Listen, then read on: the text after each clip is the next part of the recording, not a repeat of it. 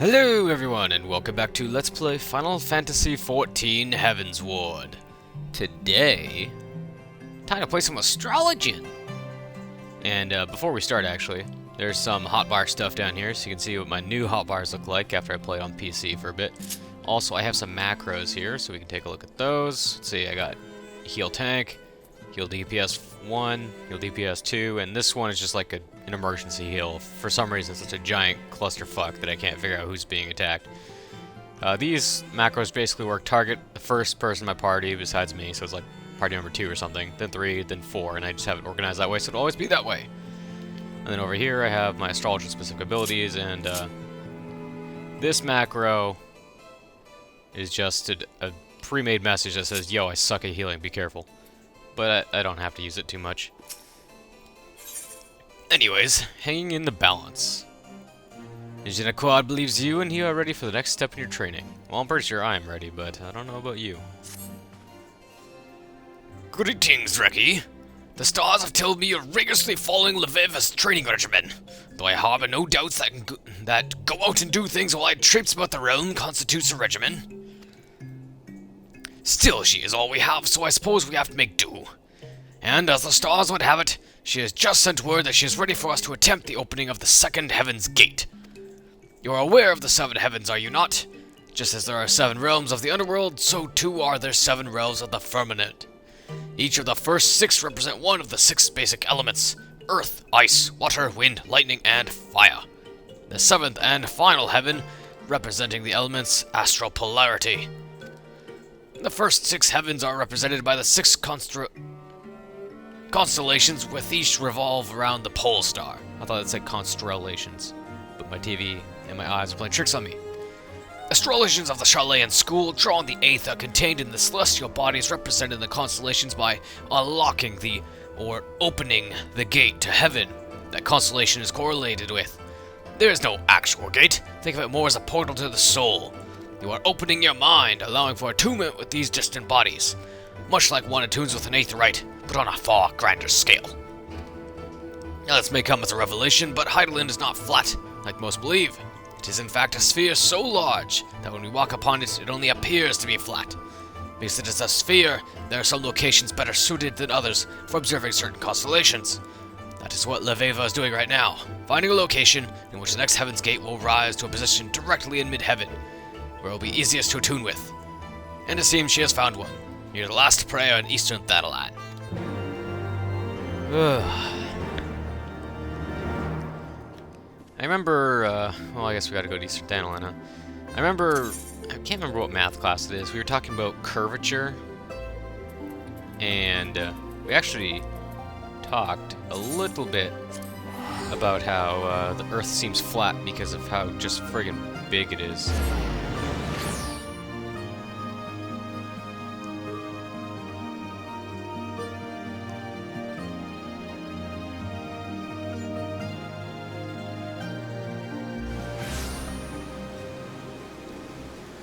Alrighty. I actually paused there to try and remember an easy way to explain how it works, but I don't really, so I'm not going to bother. Basically, the Earth is so big that the equation of the curvature, it just looks flat. When you zoom in on it, it's just flat. Like how do I explain? If you took a curve and then took a single point on that curve and drew a straight line so that line only touched that one tiny little point on the curve, it would be a straight line, and that's kind of how you can imagine it would work. Is the curve is so big, all we see is the straight line. I guess it's close enough to the idea. No one really cares. I'm just filling time. Because what everyone is really here for is the Astrologian job quest. And, I sure hope what's-his-face doesn't talk too much. XIV or whatever. Because I can already feel my voice going. And, we have a long video yet to go. After the Dark Knight and the Machinist videos, though, I was thinking about what else we could do, because I didn't really want to do a dungeon with the Astrologian, because we could get another crapshoot, like with that Dark Knight tank that we had. So I figured we'll do something special. I have the perfect idea. It won't take very long. The queue will probably be short, because I'm a healer, and it'll be fun. But that all depends on how long this quest takes us. Hello, Laveva. Here at last, I see. Bandits have kept poor Kimperain busy, harrying our camp since we have arrived. I do believe the old man enjoys the excitement, however. I'm certain it beats wiping the ass of a noble brat whoring away his father's fortune while dreaming of becoming a real Astrologian. I'm very well capable of wiping my own ass, thank you very much, and Kimperain has never once complained of his duties. Of course he hasn't. Your father pays him to smile and nod. And I'm sure a comfortable position in the pillars beats chasing after cloud rats in the broom to flavor his soup. Are we here to trade banter, my lady? Because I was led to believe we'd be unlocking a celestial gate. You'll find Kimperain has a good many uses, and I haven't the faintest doubt he'll most ably handle any ruffians who happen to come up stumbling about looking for prey. Now, Reki, and je ne crois. We must be patient and wait for the constellation to reach its highest and brightest point, a point at which its flow of aether is the strongest in relation to Heidel. And thus we shall wait.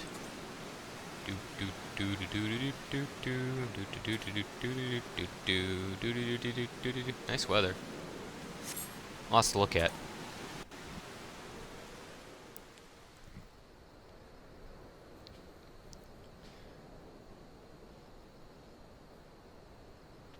There, Reki. The balance.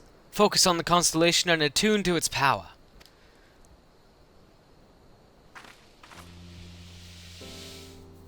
The balance represents the heaven of fire, a realm made prosperous by the blessing of the traders, but at the same time one whose equilibrium is maintained by the divine judgment of Azema, the Warden. Azema's might will empower those who take up their blades and meet divine punishment in the name of the Sun Goddess. And thus has the balance burned crimson in your heart, unlocking the gate to the second heaven. I was thinking about Final Fantasy VII for a second. Now let us speed ourselves to the next location, Little Alamigo. Why so soon, you ask? Would you rather that I had you commit yourself to another several moons of using malefics to put down hedge moles? I thought not. She played an MMO. She knows what's up. The balance blazes in the Welkin, unlocking the gate to the second heaven. Alright, to Alamigo! We were just there for our Dark Knight quest. We will attune to the stars and the light within, and also the darkness within ourselves. That was a bit more poetic than I think I should give this game credit for. But whatever. I've been playing a bunch of Astrologian lately, and it's the stupidest thing, because I was trying to level it up for this job quest. As an Astrologian, what does that sound? You can draw cards, as we know, and they give you special effects, and I am terrible at remembering what these special effects do. Ewer, I think, just gives you MP recovery, or not MP recovery, but MP cost reduction, I think.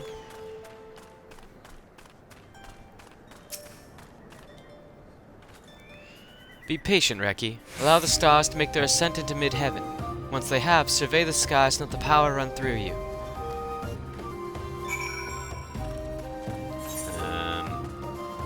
No. Can't see the thing on the map, so I just assumed it would be somewhere else that's not here. Because I am blind. People keep messaging me on Twitter.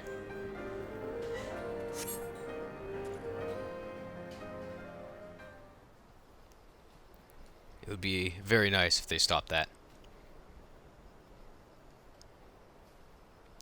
Raise your eyes to the stars and witness the violent glow of the spire.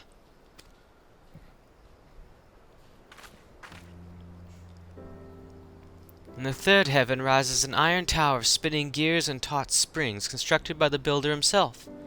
It is assailed without cease by the jailless Ralgar, but the destroyer's mighty 11 bolts only serve to power the spire's clockwork soul. It is through the blessings of both creation and destruction that strength is granted to she who sees her stars rise under this sign.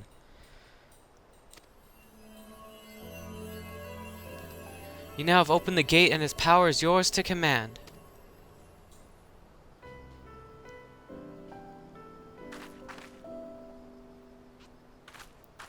Using the Arcana to draw the powers of the stars to represent this path we walk as Astrologians called the Royal Road. The Royal Road can be treacherous and fraught with peril, but it can lead men and women to greatness.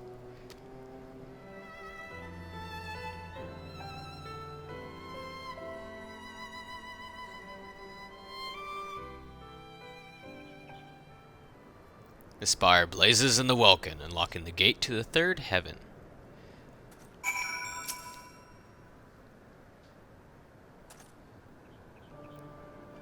Your realm is quite the paradox. On one hand, it is full of life, magic, and wonder, one of the richest lands on all Heidelin. On the other, it is literally brimming over with strife. Take little Alamigo. The wretched souls displaced from their homes by the flames of war. Or Ishgard, mired in its own pointless conflict with an enemy so old it does not even remember why it fights. The foolish believe it is their fate to suffer, and so they turn their gaze away from the stars, when those self-same stars have the power to show people there are many paths.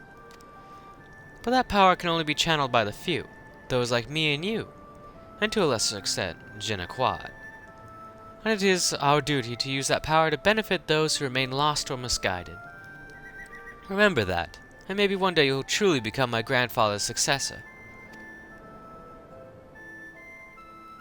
That is exactly what I've been trying to tell the Astrologians of my home nation. Why disregard something that has the power to grant succor to the wounded, the power to uplift the downtrodden, to strengthen the weak? The answer to that is easy. Empowering those without power lessens the power of those who have already have it. Heal the weak so they might rise up and topple those who made them weak? Why would anyone in a position of power do that? Even our greatest nation of learning is corrupted by this manner of thought. We hoard our knowledge that we might remain the brightest. Why do you think it took so long for Professor Mace to visit you, Quad? Yes, I know he told you, but that was not the whole of it. Those of the ruling quarter did their damnedest to stand in the way of my grandfather, worried that his passion for this field would kindle widespread interest in Charlayan astrology.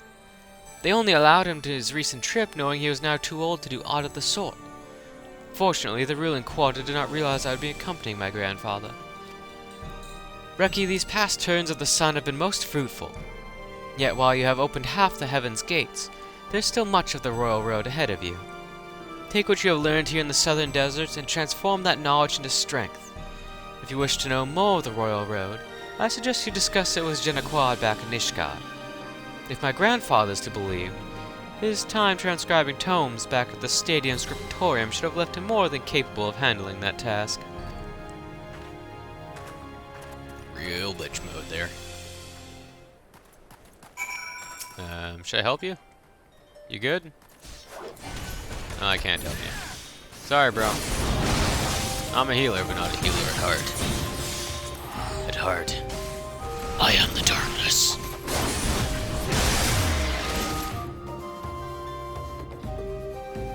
But back to Ishgard, which I believe we are finishing the quest, maybe, perhaps? I'm trying to figure out if me moving is having any noise in the microphone, because I am wearing a collared shirt and it's like rubbing up against the cord of my mic. Oh, I have sprint on a different hotkey than normal. This is weirding me out. But yes, on a different hotkey than normal. Whoa! So I keep hitting the wrong button. I turned on auto run. There we go. Auto run is off. I don't know if this was the fastest way to get to where I want to go, but it's the way I chose, so eat it. This is not at all the way I should go. So let's just try this again. Oh, wait a minute. He's in the pillars, right. I forgot him in foundation. God damn it. Whatever. We'll just run. Yeah, we'll just run. Yeah.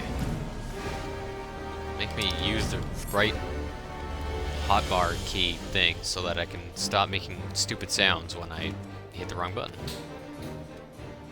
English is hard. You may have noticed by the fact that I keep pausing partway through my sentences. Kind of. Like, this, I guess. Yeah. It's a little bit of an exaggeration, but hey, what the hell.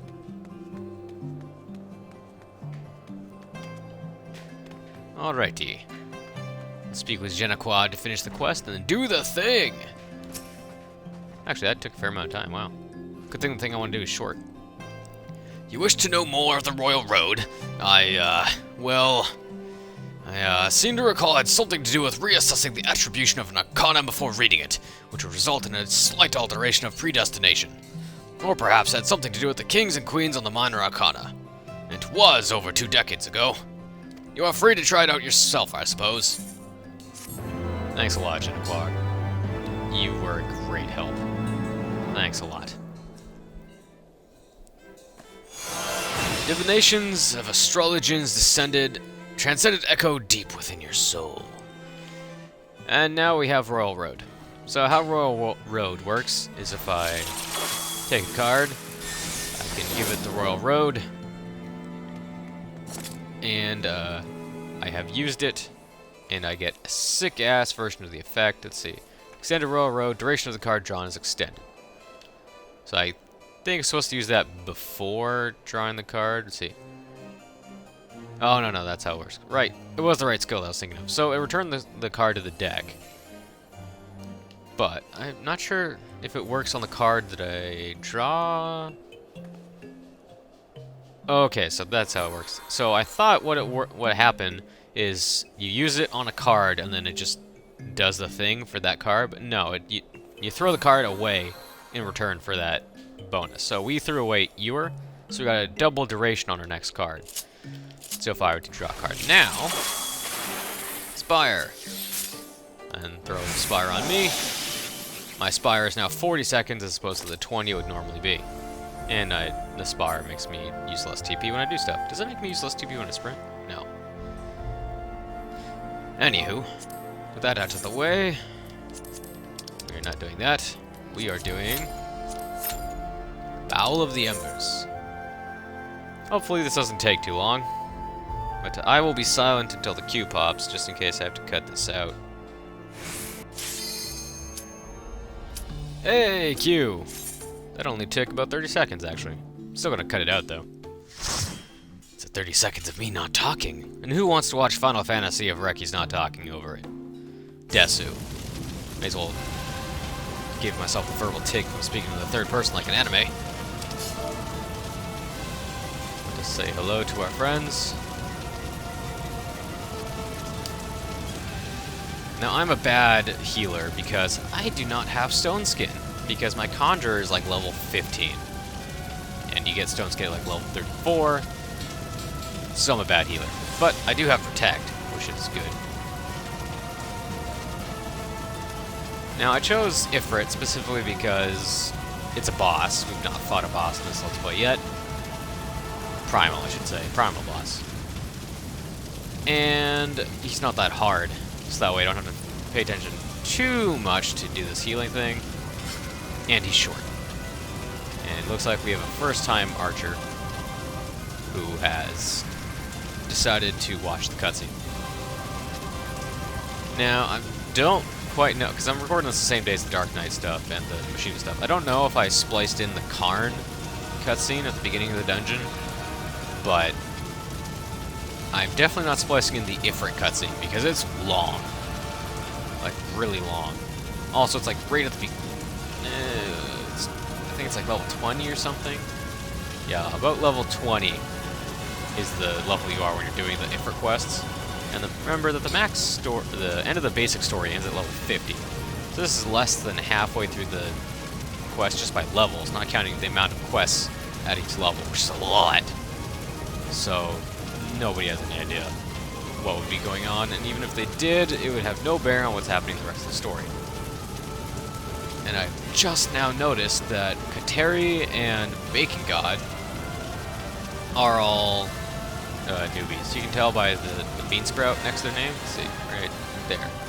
Doesn't really zoom in at all, but you can kind of see it. But that means they've been playing for less than, I believe it's 2 weeks. So hopefully they're not too newbie. They could also be people playing on new accounts. For whatever reason. Maybe they were the European players, now they're North American players? I don't know. That guy's an Ora though. So you must have like bought the expansion? Or did that expansion base game compilation thing? I still haven't figured out how to how to do the search on people who are like with PS4, like search for their classes and stuff. Oh, looks like that cutscene's finally over. Oh, there it is. You can view search info, so let's see. Yeah, he's new. And he's new too. Everyone's like brand new to this game, unless they have a new account. Alright, I'm level 20, so I don't actually have access to my draw card stuff, so. What? Dude, I can tank this. If you're trying to screw with me, I can tank this, I don't need you. Whoops. Alright. But just, I'm too close. Heal you, and we'll heal our duder. Oh, our archer has no idea how to fight a boss. That's a problem. Stop hitting it! No! You're brand new, so you don't know these things yet, but oh my god. So the reason why I'm using these macros, as opposed to just selecting them and healing, is one, it's a little bit faster to do it this way, because I would have to target them individually like that. But also, I can still be targeting Ifrit while I'm doing this. So I let go, and then throw another dot on him or something. And I see we're going to have problems. Oh, run from that. That's an AoE. Oh wow, the tank stunned it. The tank knows what's up. I wish I could give them MP, oh god, MP regen, but I can't. Oh no, eruption, please.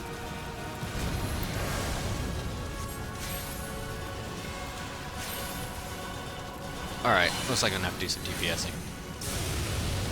Now, around this point, there it is.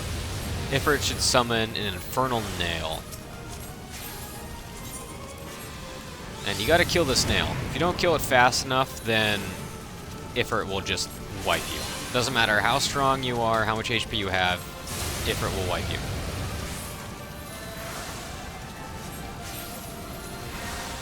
So what's... I'm not sure if our duders are attacking it or not. Our Lancer is, but I don't know if the Archer is or not. Hard to tell. No, we're dead. RIP. Have to kill nail.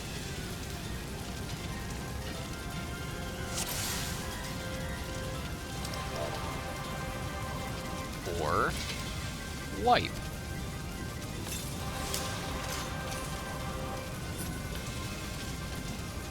I marked it with the number 1, indicating that he should be hitting it, because no one actually told him to how the fight works. But I mean, I marked it, so come on.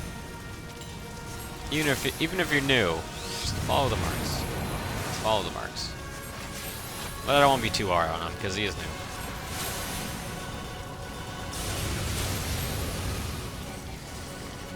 We can do one more heal, and then Malefic, and then heal Katari, Terry, whatever your name is. I keep using the dot by habit whenever I stop healing, even though it's not done yet.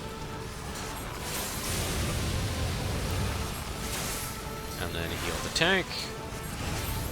So remember when Karn was saying that the healer should be DPSing in between heals? This is what I mean. Don't just stand there like an idiot. As long as the tank's not dying because of it, DPS. And it's a little bit easier on Astrologian because you have a heal that's stronger the more damage your target has taken. Actually, now that I think about it, a lot of the skills of the jobs in the Heavensward expansion are similar to League of Legends skills. Like, this is just Soraka's heal. Like, come on. Dark Knight straight up has Aatrox's W and Q. But not everyone plays League of Legends, so also make comparisons. Also, not sure if there's any Dota-like skills. Oh god. Please don't die, guys.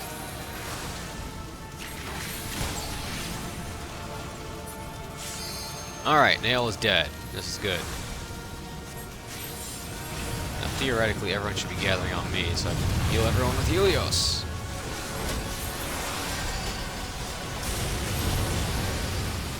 One more. No, don't use the limit break. Oh no.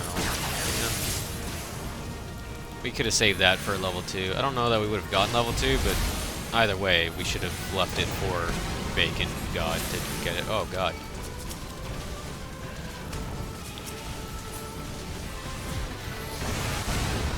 Too much crap going on.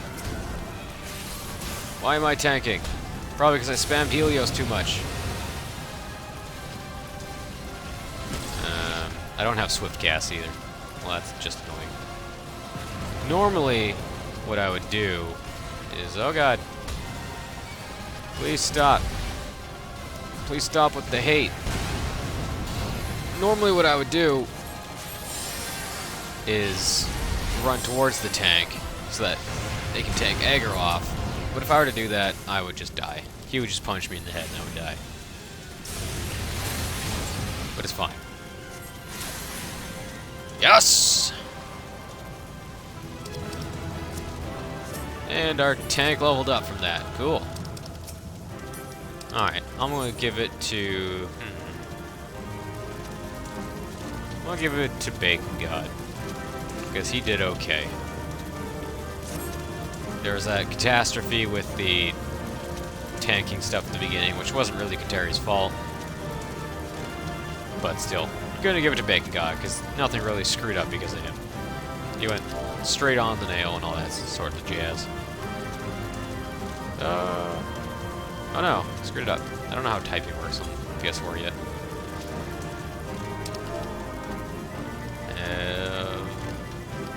Fun with